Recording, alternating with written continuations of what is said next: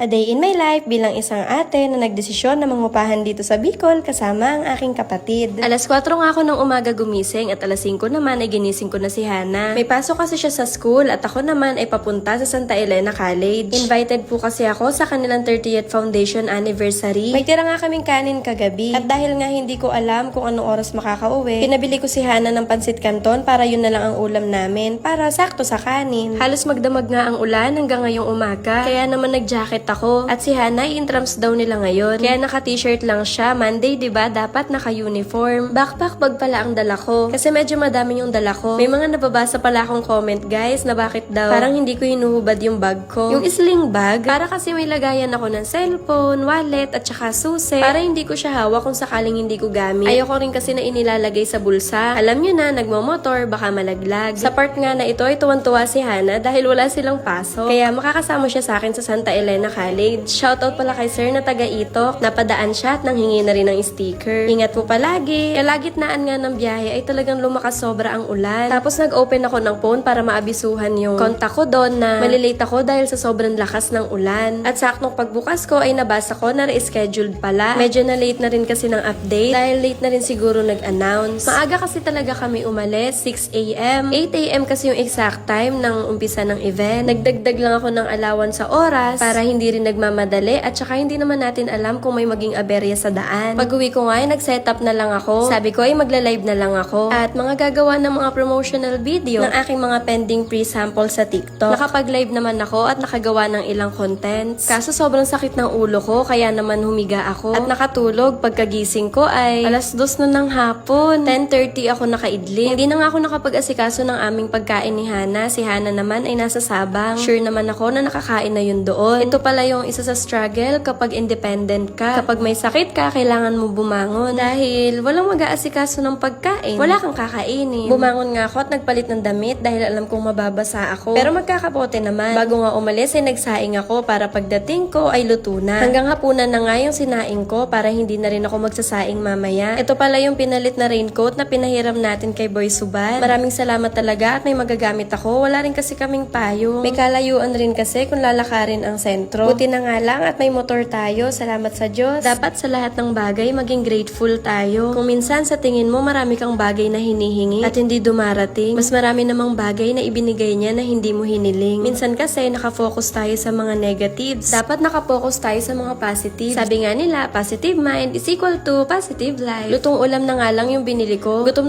na kasi ako. Medyo kakain pa kasi ng oras kapag magluluto. Ganito pala kapag independent ka, kailangan malakas ka kahit may iniinda ka. Pagkatapos ko nga kumain, ay dumiretso ko kila Tito Bobby sa Sabang. Gusto ko kasi magkape, sa tingin ko ay okay ako kapag nakapagkape ako. Medyo okay na nga rin ang panahon, wala nang ulan. Kaya dito ko naisipang magkape sa tabing dagat. Nakakatuwa nga dahil kung sa Rizal, magkakape ako ay sa mga overlooking, sa bundok. Dito naman ay dagat vibes. Dito nga ay tinabihan ko si Tito at nagkwentuhan lang kami. Si Tito kasi ay mahilig sa kape at sa tingin ko ito yung band na makakapagkwentuhan kami. Iba rin kasi yun nakakausap mo yung mga tito, tita. Dahil nung mga bata tayo, sure ako na once tayong nakarga nila. Baka nga maraming beses. Pero syempre hindi natin tanda yun. Dahil maliliit pa tayo. At ngayong malaki na tayo, dapat ay mapanatili natin yung closeness sa kanila. Hay, isang sarap magkape tapos ganito yung environment mo. Far away from city. Payapa, tahimik at simpleng buhay. Pagbalik ko nga kila Tito Bobby ay naabutan ko si Lola na ganito ang ginagawa. Parang ito yung tradisyon ng paggagamot nila. Kapag may sakit ang isa sa kanila. Maya-maya nga ay umuwi na rin kami ni Hana dahil maghahapunan na. Nakapagsaing naman ako at yung tirang ulam kanina. Siya nga ang pinag-lead ko ng prayer. Gusto ko kasi ay matuto siya maging mapagpasalamat sa bawat biyaya na aming natatanggap. So far ay productive naman ang buong araw. Kahit maghapon ng ulan, salamat sa Diyos sa buong hapon na pag-iingat. Ayun lang, so paano? Bukas ulit. Thank you for watching. Jane!